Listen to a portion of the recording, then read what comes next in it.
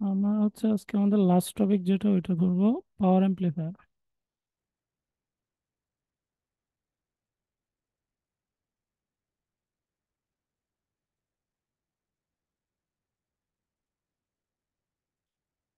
Amplifier জিনিসটা কি?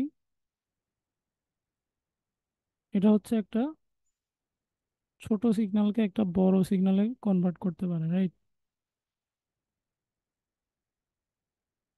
তো সে অ্যাম্পলিটিউডকে বাড়াই দেয়।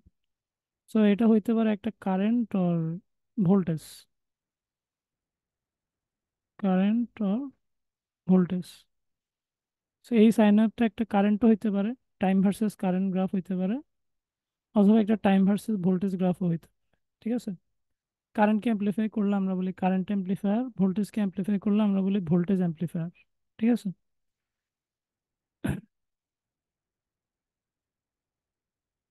তো হলো আমাদের আই আউটপুট আর ভি আউট,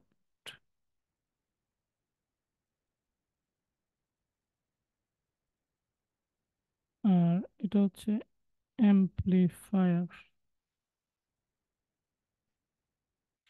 সো পাওয়ার অ্যাম্প্লিফায়ার জিনিসটার সাথে বেসিক অ্যাম্প্লিফায়ারের পার্থক্য এটাই যে আহ, আমার সিগন্যালটা কারেন্ট হোক বা ভোল্টেজ হোক, এটার একটা পাওয়ার থাকবে, রাইট?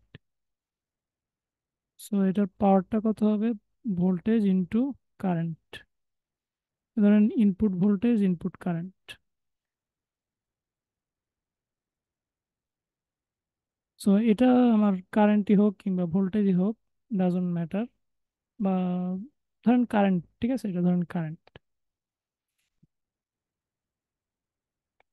তো আমার একটা ইনপুট সিগন্যাল আছে, আমার পাওয়ার অ্যাম্প্লিফায়ার কি করতেছে? এই পাওয়ারটাকে সে দিয়ে গুণ দেয়। ঠিক আছে, অর্থাৎ সে পাওয়ারকে বাড়ায় মেনলি। সো দেন আমি আউটপুটে একটা বড় সিগন্যাল পাই। এটা হলো আমার I output.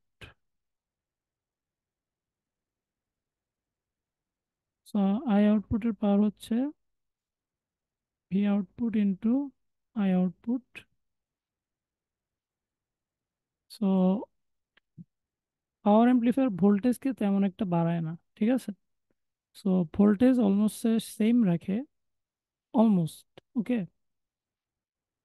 So say mainly কারেন্টকে হচ্ছে অ্যাম্প্লিফাই করে।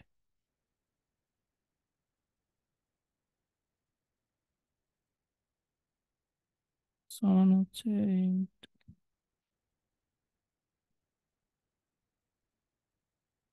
P input. সো আমার পি আউটপুট সমান হচ্ছে ইনপুট পাওয়ারের মানে বিবর্ধিত পাওয়ার আর কি। ভোল্ট এটা কিন্তু দেখেন অ্যাপ্রক্সিমেটলি ইকুয়াল টু, মানে ভোল্টেজকে কিছুটা বাড়ায়, বাট হলো এতটা বাড়ায় না, মোটামুটি একের কাছাকাছি বলা যায় আর কি অ্যাম্প্লিফিকেশনটা। So V output almost equals V input. ভোল্টেজকে সে অ্যাম্প্লিফাই করে না, মেনলি কারেন্টকে। এখন কথা হচ্ছে যে আমার এরকম কখন করা দরকার, যে আমার মানে ভোল্টেজটা সেম থাকবে বাট কারেন্টটা হচ্ছে আমার বাড়াইতে হবে। যেমন ধরেন আপনার একটা মাইক্রোফোন আছে, ঠিক আছে, ধরেন একটা মাইক আছে।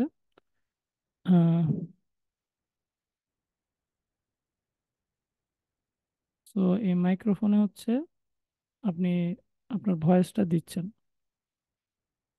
আচ্ছা, ভালো কথা।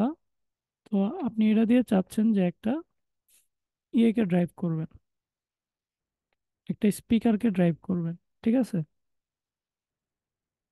অর্থাৎ আপনার সাউন্ডটা মানে ধরেন একটা কনসার্ট চলতেছে, শিল্পী তো মানে সে তার নর্মাল ভয়েসেই গাবে, তাই না? সে তো আর চিল্লাই চিল্লাই গাবে না। সো তাহলে কি করতে হবে? তার ভয়েসটাকে আমার বিবর্ধিত করতে হবে। মাইকের থেকে আমার সিগন্যালটা কারেন্টে কনভার্ট হবে। সো মাইকে একটা ভোল্টেজ আমাকে দেয়, ভালোই দেয় ভোল্টেজ, ঠিক আছে। তো এটা আমার ভি ইনপুট, বাট আমার আই ইনপুটটা, ঠিক আছে, এটা অলমোস্ট ইকুয়ালস জিরো, অর্থাৎ সে কোনো কারেন্ট দিতে পারে না। বাট এইখানে আমার খুবই হাই কারেন্ট প্রয়োজন হয়। একটা যদি আপনি বড় একটা কনসার্টে দেখেন, অনেক জোরে একটা লাউড স্পিকার বাজাইতে হয়। সো এটাকে ড্রাইভ করার জন্য হিউজ পরিমাণ কারেন্টের দরকার হয় বা এনার্জির দরকার হয়। আমার শুধু ভোল্টেজ থাকলে কিন্তু এনার্জি হয় না, ঠিক আছে, কারেন্ট থাকলে এনার্জি হয়। যেমন আপনার রাস্তাঘাটে একটা হাই ভোল্টেজ তার নিচে দাঁড়ায় থাকতে পারেন, but it doesn't mean that আপনি কিন্তু শক খাচ্ছেন, ঠিক আছে। তো শক যদি খাইতেন দেন হইলো অ্যাকচুয়ালি আপনার শরীরের ভিতর দিয়ে কারেন্ট ফ্লো হইতো। তো তখন হইলো এনার্জির রূপান্তর হইতো, ঠিক আছে, বিদ্যুৎ শক্তি অন্য কোনো শক্তিতে কনভার্ট হইতো। তো ওটার জন্য কারেন্ট ফ্লো এর দরকার হয়। কিন্তু আপনি যদি জাস্ট হাই ভোল্টেজ লাইনের নিচে দাঁড়ায় থাকেন কিন্তু কোনো শক খাচ্ছেন না, দ্যাট মিনস এখানে কোনো কারেন্ট ফ্লো নাই, সো এখানে কোনো তড়িৎ শক্তির কোনো কনভার্সন হচ্ছে না। তাহলে তড়িৎ শক্তির কনভার্সনের জন্য কারেন্টের ফ্লো এর প্রয়োজন। সো এটা একটা লাউড স্পিকার। এটা ড্রাইভ করার জন্য অ্যাকচুয়ালি যে কোনো স্পিকারই বেসিক্যালি একটা মোটর, ঠিক আছে, একটা ইন্ডাকশন মোটর আর কি, সিঙ্গেল ফেজ ইন্ডাকশন মোটর বলতে পারেন। আম, যাই হোক, অন্য ওইদিকে যাব না। সো মোটর ড্রাইভ করতে আমরা জানি যে অনেক হিউজ কারেন্ট লাগে, রাইট, যত পাওয়ারফুল মোটর হয়। তো আমার এই আউটপুটে কারেন্টটা একটা হেভি একটা কারেন্ট লাগে, মানে হেভি মানে হিউজ কারেন্ট। তো এই পরিমাণ কারেন্ট আমি যদি স্পিকার থেকে নিতে যাই, মানে মাইক থেকে যদি নিতে যাই, মাইক পড়ে যাবে, ঠিক আছে। If I output are to be supplied by the mic,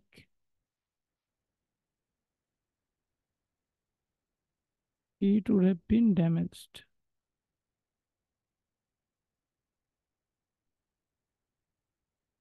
ওকে। তো এই জন্য আমাদের দরকার হইলো যে ভোল্টেজটা বাড়ুক বা কমুক ডাজন্ট ম্যাটার, আমার কারেন্টটাকে বাড়াইতে হবে। সো ভোল্টেজটা সেম থাকুক বা বাড়লে ভালো, সমস্যা নাই, বাট আমার কারেন্টটা অবভিয়াসলি বাড়াইতে হবে। এই জন্য যে ব্যবস্থাটা সেটাই হচ্ছে পাওয়ার অ্যাম্প্লিফায়ার বা অডিও অ্যাম্প্লিফায়ার, এক ধরনের পাওয়ার অ্যাম্প্লিফায়ারই বলতে পারেন। ঠিক আছে, তো এখানে আমরা পাওয়ার অ্যাম্প্লিফায়ার ইন্ট্রোডিউস করাই দিই। তাহলে পাওয়ার অ্যাম্প্লিফায়ার বেসিক্যালি কিভাবে কাজ করে, আহ, এটার জন্য আপনার একটা চিত্র দেখাই আমি। আপনাদেরকে অপেম পড়াইছিল, রাইট? সো অপেম্পের কথা কি মনে আছে? এই যে দুইটা ইনপুট টার্মিনাল থাকে, আমরা পিএজো ইলেকট্রিক ক্রিস্টালে অপেম দেখছিলাম। অপেম্পের এরকম সাপ্লাই ভোল্টেজ থাকে না? আমরা তো পিডাব্লিউএম ক্লাসেও দেখছিলাম, তাই না? প্লাস ভিসিসি আর মাইনাস ভিসিসি। জি স্যার। আচ্ছা, সো এখানে দেখেন যে আমরা যদি এখানে কেসিএল অ্যাপ্লাই করি তাহলে অবশ্যই জিরো হবে রেজাল্ট। তাহলে এখানে কয়টা কারেন্ট ঢুকতেছে অপেম্পে? I1, I2, I plus, I minus, চারটা কারেন্ট ঢুকতেছে। তাহলে অবভিয়াসলি কারেন্ট বের হচ্ছে I0, তাহলে ইকুয়ালস টু হবে I0। এই যে I0 সমান হচ্ছে I1, I2, I plus, I minus. তো আমরা জানি যে অপেম্পের ইনপুটে কারেন্ট প্রায় শূন্য, এবং আমরা আইডিয়ালি শূন্যই ধরি। তাহলে I1, I2 যদি জিরো হয়, দেন I0 সমান হচ্ছে আই প্লাস আর আই মাইনাস। সো আমার এই যে ইনপুটে যে কারেন্টগুলো যাচ্ছে, এটা হচ্ছে আমার ইনপুটে, ওই যে আমি যে মাইকটা দিব সেটা আমার যাবে ইনপুটে। ওকে। তাহলে মাইকের থেকে আমার খুবই কম কারেন্ট কিন্তু যাবে। কিন্তু আমার আউটপুটের কারেন্ট কিন্তু জিরো হইতে পারবে না, কারণ আউটপুটে আমার হিউজ কারেন্ট লাগবে, রাইট? সো তাহলে এই কারেন্টটা কে দিতেছে বলতে পারবেন? আউটপুটের এই যে কারেন্টটা,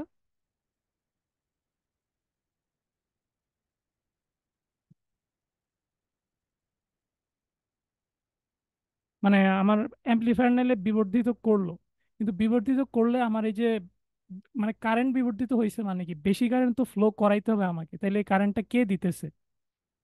অ্যাম্পলিফায়ার জাস্ট ব্যবস্থা করে দিছে যাতে করে বেশি কারেন্ট নিতে পারে আমার স্পিকারটা।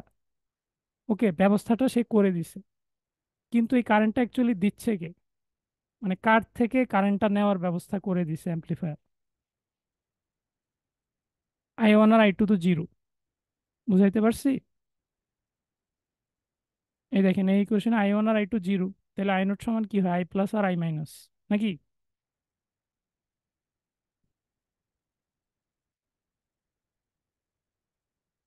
আমি কি বুঝাইতে পারি নাই?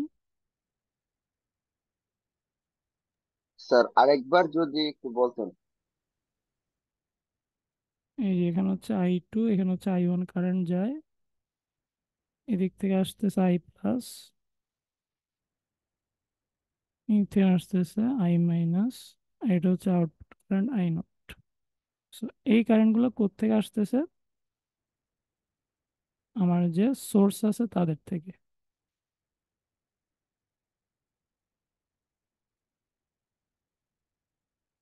সো এখানে ধরেন আমার আউটপুটে স্পিকারটা আছে, ওকে।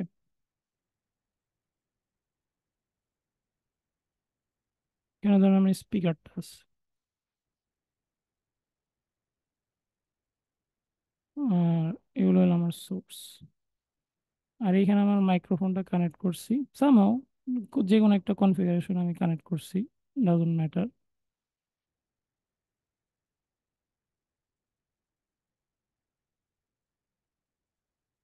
এই ধরেন আমি সামহাও কানেক্ট করলাম আর কি, এই ফিডব্যাক টিডব্যাক দিয়ে দিলাম, ঠিক আছে। এখানে মানুষজন কথা বলুক, সমস্যা নেই।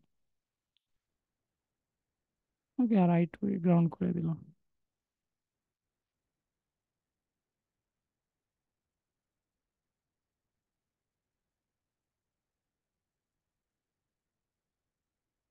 তো বেসিক বিষয় হচ্ছে যে এই অপ এম্পে আমার কত কারেন্ট যাচ্ছে। চারটা কারেন্ট অপ এম্পে ঢুকতেছে, একটা দুইটা তিনটা চারটা, আর একটা কারেন্ট অপ এম্প থেকে বের হয়ে যাচ্ছে, ঠিক আছে। এটা হচ্ছে আমার আউটপুট কারেন্ট। আমার এখন এইখানে আঁকলে চলবে না, এটা আমাকে এইখানে আঁকতে হবে। এটা হলো আমার আউটপুট কারেন্ট।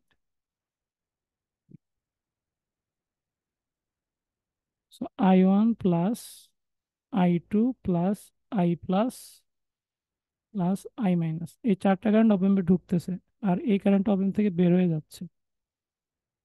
সো আমরা তো জানি যে এইটাও জিরো, এটাও জিরো, রাইট। আই ওয়ানও জিরো, আই টু জিরো।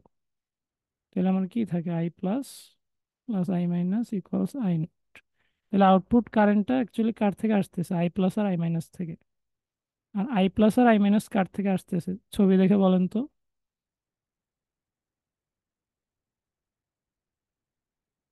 এখনো বোঝা যায় না?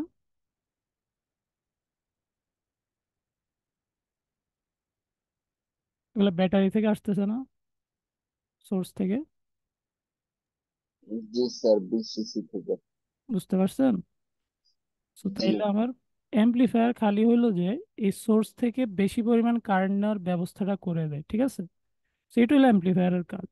কিন্তু পাওয়ারটা কিন্তু শেষমেশ এই সোর্সকেই দিতে হইতেছে। সো মাইক্রোফোন কারেন্ট দিতে পারে না, বাট আমার ব্যাটারি তো কারেন্ট দিতে পারে। সো তার থেকে আমি একটা বেশি কারেন্ট নেওয়ার একটা ব্যবস্থা করে দিছি এই পাওয়ার অ্যাম্পলিফায়ার দিয়ে, ওকে। সো পাওয়ার অ্যাম্পলিফায়ার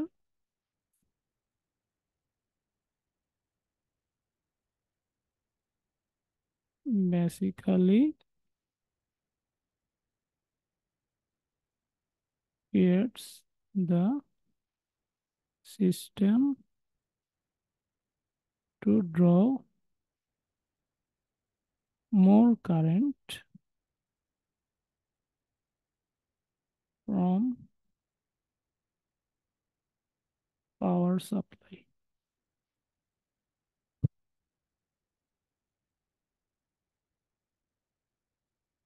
এখন আসেন আমরা আমাদের মূল পড়ায় চলে যাই। আমাদের এই পাওয়ার অ্যাম্পলিফায়ারটা বিভিন্ন ধরনের আছে, চারটা ক্লাসের পাওয়ার অ্যাম্পলিফায়ার আছে, মানে চার ধরনের বেসিক্যালি পাওয়ার অ্যাম্পলিফায়ার আছে, টাইপস। ক্লাস এ, এটার মধ্যে দুইটা sub type, series fed, transformer coupled.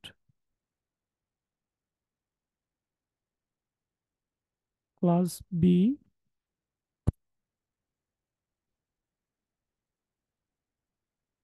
Class AB,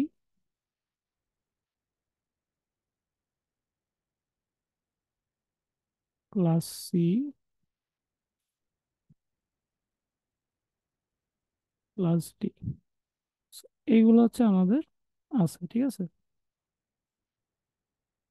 তাহলে আমাদের বেসিক্যালি এক দুই তিন চার চারটা সার্কিট দেখলেই হবে, এরা আবার বেসিক্যালি ভাই ভাই।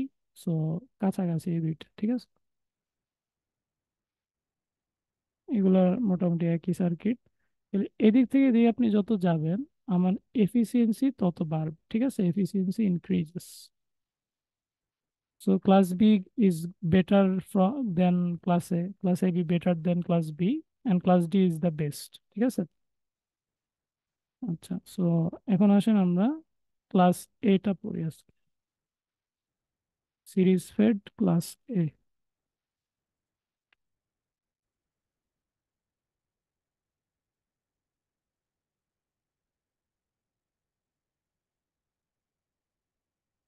সো ক্লাস এ পাওয়ার অ্যাম্পলিফায়ার বোঝার আগে আমরা একটু বিজেটি বুঝে নিই। এটা হচ্ছে আমার ক্লাস এ পাওয়ার অ্যাম্পলিফায়ারের বেসিক সার্কিট আর কি। ঠিক আছে, আমরা তো বিজেটির ইয়ে জানি, গ্রাফগুলো জানি, এরপরে লোড লাইনটা বুঝি। না বুঝলে কিন্তু কোশ্চেন করবেন, হ্যাঁ।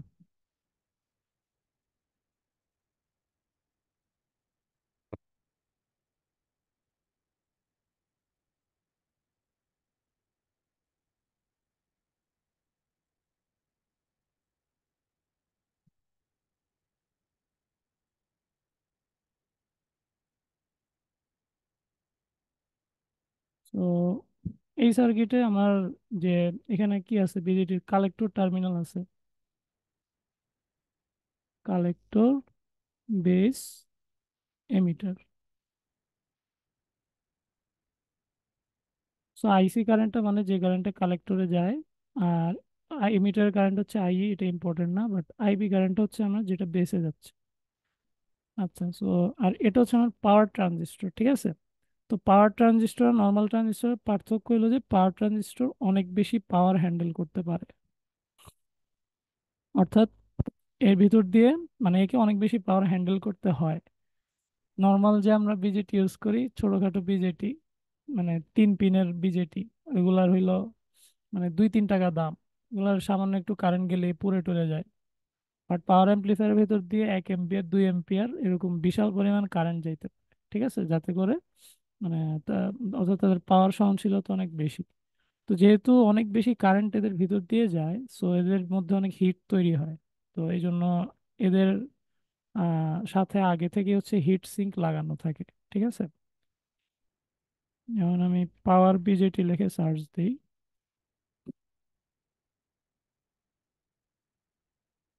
এই যে এটা হচ্ছে একটা পাওয়ার বিজেটি। মানে অনেকটা দেখতে হচ্ছে ওষুধের ক্যাপসুলের মতো আর কি, অ্যান্টাসিড ট্যাবলেট গুলার ইয়ে আছে না, ওইগুলার মতো দেখতে অনেকটা। সো এটাই হচ্ছে একটা পাওয়ার বিজেটি। এটার উপরে যে স্টিলের প্যাকেজিংটা, এটাই হলো তার হিট সিঙ্ক। আপনারা হিট সিঙ্ক তো চিনেন না? হিট সিঙ্ক বুঝেন? না স্যার। জি স্যার, বুঝি স্যার, ইটস। পাকঘরে সিঙ্ক থাকে না, সিঙ্ক মানে কি, সিঙ্ক মানে হলো খাদ। ও আচ্ছা। অর্থাৎ যে খাদ দিয়ে মানে পানিটা চলে যায় আর কি, ওটা হলো হিট পাকঘরের সিঙ্কের সিঙ্ক। সাথে গরমটাকে চুষে নেয় আর কি। জি স্যার, রাইট, জি সো স্যার। গরমটা ওই সিঙ্ক দিয়ে চলে যাবে আর কি। মানে তাপটাকে সেই পরিবেশে ছড়িয়ে দিবে যাতে করে বিজলিটা পুড়ে না যায়। ওকে, সো আমরা, so power amplifier basically, power amplifier না, power transistor.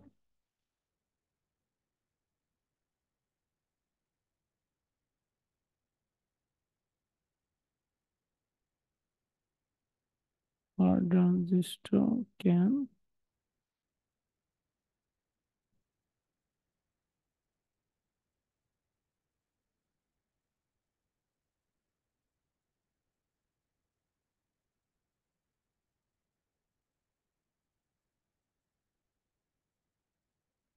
compare to normal transistor.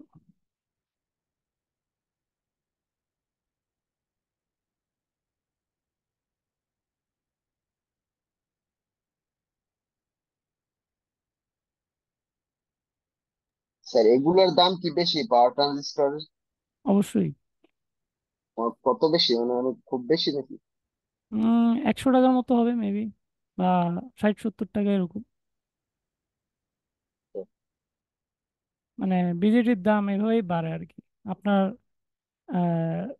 Current যত বেশি হবে, এটার কে তত মোটা হইতে হবে, রাইট? কারণ চিকন পথ দিয়ে কারেন্ট কম যায়, রেজিস্ট্যান্সের সূত্র আর সমানুপাতিক এরিয়া। তো আপনার যদি, সরি, ব্যস্তানুপাতিক এরিয়া, এরিয়া বাড়লে আমার রেজিস্ট্যান্স কমে, কারেন্ট বেশি যায়। তাহলে হচ্ছে আপনার যত বেশি কারেন্ট ফ্লো করবে নর্মালটার চেয়ে, তত গুণ বেশি দাম হবে আর কি। এটা হলো জেনারেল নিয়ম। আচ্ছা, সো তাহলে এখন এই সার্কিটটা আমরা অ্যানালাইজ করব। বাট অ্যানালাইজ করার আগে আমরা হচ্ছে বিজেটির লোড লাইন বুঝে নিই। আমরা অপ্টো কাপলার পড়াশোনায় লোড লাইন দেখছিলাম। তো এই সার্কিটটাকে আমরা যদি ডিসি অ্যানালাইসিস করি, আপনাদেরকে বিজেটির ডিসি অ্যানালাইসিস পালস টেকনিকে শেখানোর কথা। ডিসি অ্যানালাইসিসে কি করতে হয়? ডিসি অ্যানালাইসিস, আমরা বিজেটিকে দুই ধাপে অ্যানালাইসিস করি আর কি। DC analysis, AC analysis.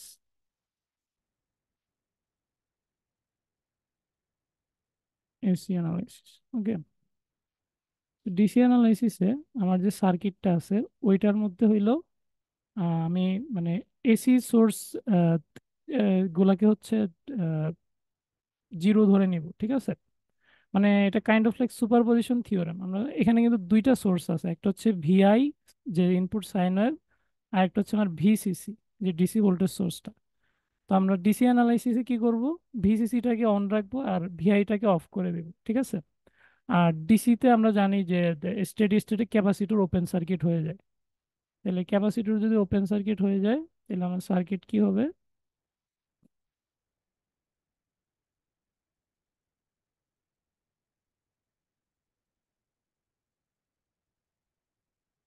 So এইখান থেকে হচ্ছে আমার ওপেন সার্কিট হয়ে গেছে।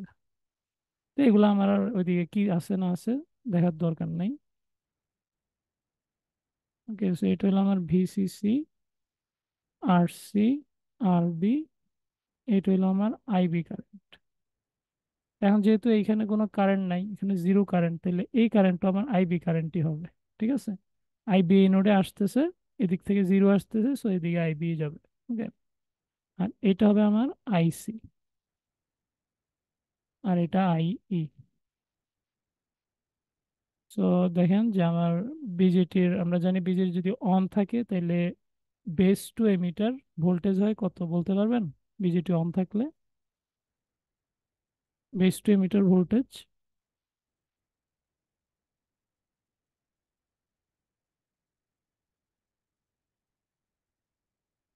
বিজেটি অন থাকলে বেস টু এমিটার ভোল্টেজ হয় 0.7 ভোল্ট। ওকে, সো এটা হলো আমার বেস টার্মিনাল। বেশ ছোট হয়ে গেছে ছবিটা, বড় করে রাখতে হবে।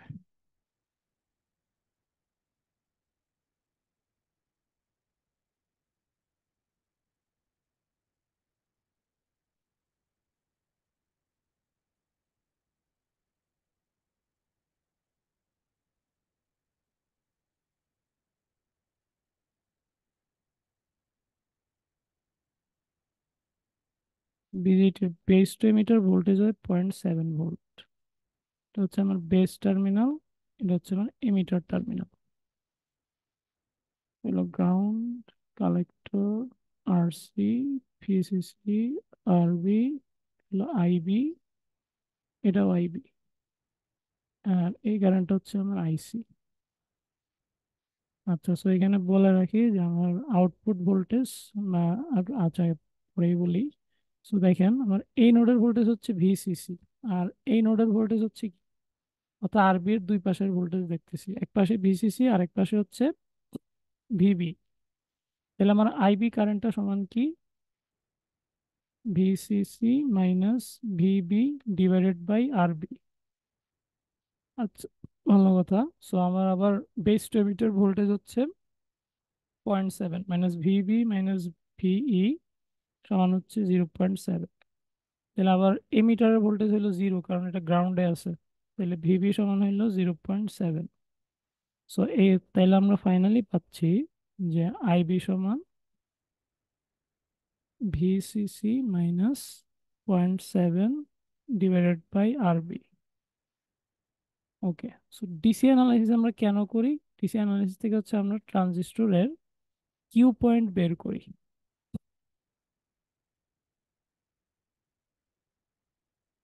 সো আপনি কিউ পয়েন্টের নাম শুনছেন? হুম।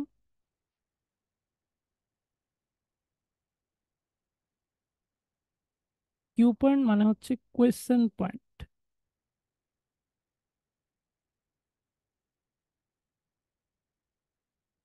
কোয়েশ্চেন বানানটা মনে হয় নাই। কোয়েশ্চেন পয়েন্ট এটার মানে হচ্ছে যে আহ, মানে like kind of like a home. ঠিক আছে, বাড়ি। আমরা যেমন সারাদিনের বিভিন্ন জায়গায় ঘোরাঘুরি শেষে আবার বাড়িতে ফিরে আসি। ওকে, এরপর আবার বাইরে যাই, আবার বাড়িতে ফিরে আসি। মানে ঘরকে কেন্দ্র করেই হচ্ছে আমাদের সমস্ত মানে সব জায়গায় ঘোরাঘুরি। সো কোয়েশ্চেন পয়েন্ট হচ্ছে বিজিটির যে সিগন্যালটা আছে আউটপুটের, তার বাড়ি। ঠিক আছে, মানে তার বেসিক যে ভ্যালু সেইটা। So this is like the question line. মনে করেন কোয়েশ্চেন লাইনের এদিক সেদিকে ভোল্টেজটা বাড়ে, কমে। Okay, so this is like আমার কিউ পয়েন্ট, কোয়েশ্চেন লাইন বলতে পারেন। So around this point, this Q point, the output signal, এটা ভোল্টেজ হইতে পারে, কারেন্ট হইতে পারে, ডাজন্ট ম্যাটার, সুইংস। মানে এই লাইনটার অ্যারাউন্ডে আউটপুটটা সুইং করে। ধরেন আমি একটা গ্রাফে আঁকি, এটার হলো ধরেন 5।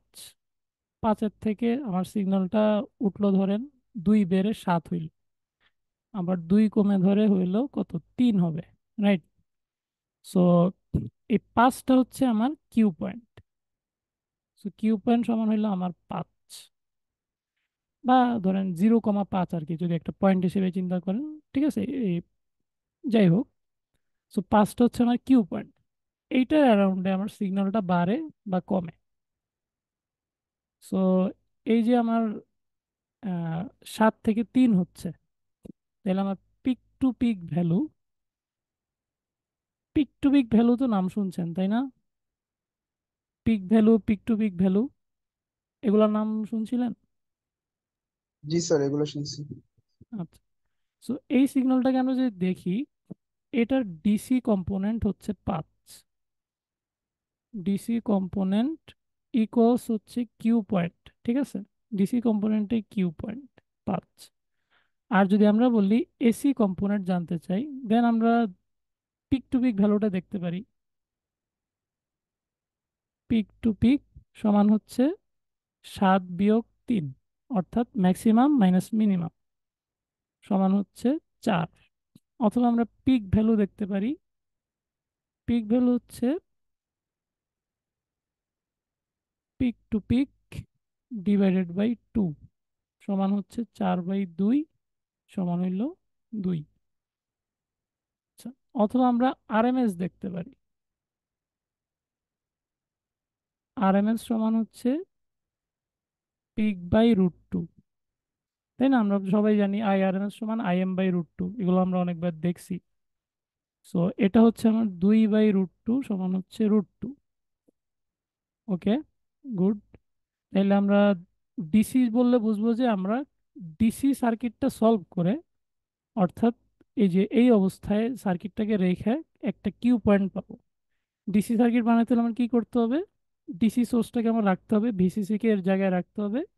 আর ক্যাপাসিটরটাকে আমার ওপেন সার্কিট করে দিতে হবে, কারণ আমরা সার্কিট 101-এ শিখছি যে ডিসির সময় হচ্ছে ক্যাপাসিটর ওপেন সার্কিট হয়ে যায় আর ইন্ডাক্টর শর্ট শর্ট হয়ে যায়।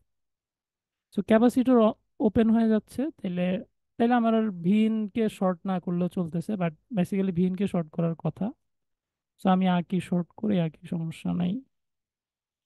ওকে, মানে সুপারপজিশন থিওরেম আর কি। আমরা ডিসি সোর্সটাকে অন রাখছি আর এসি সোর্সটাকে অফ করে দিছি, আর ক্যাপাসিটর অন হয়ে ওপেন হয়ে গেছে, যেহেতু ডিসি কন্ডিশনে ক্যাপাসিটর ওপেন হয়ে যায়।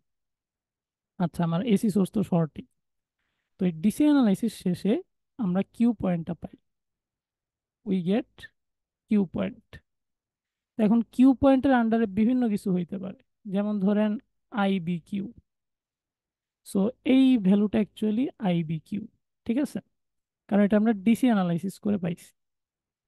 সো ফাইনালি এই ভ্যালুটাও আইবি কিউ।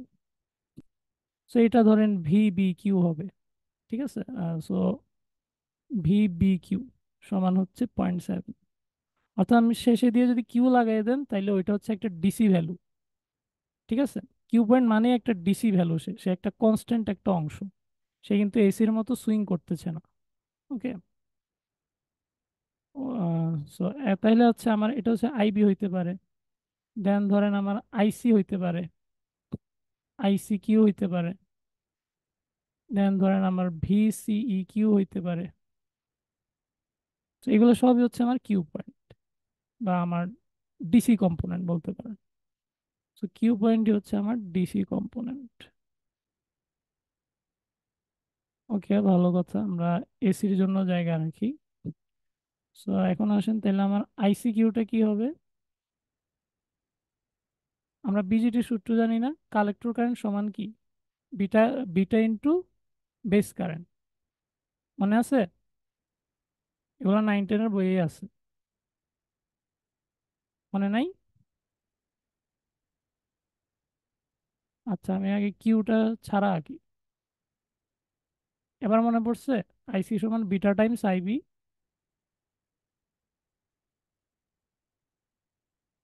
বিজিটির সূত্র মনে নাই? বিজিটির একটা বিটা থাকে না? হ্যাঁ,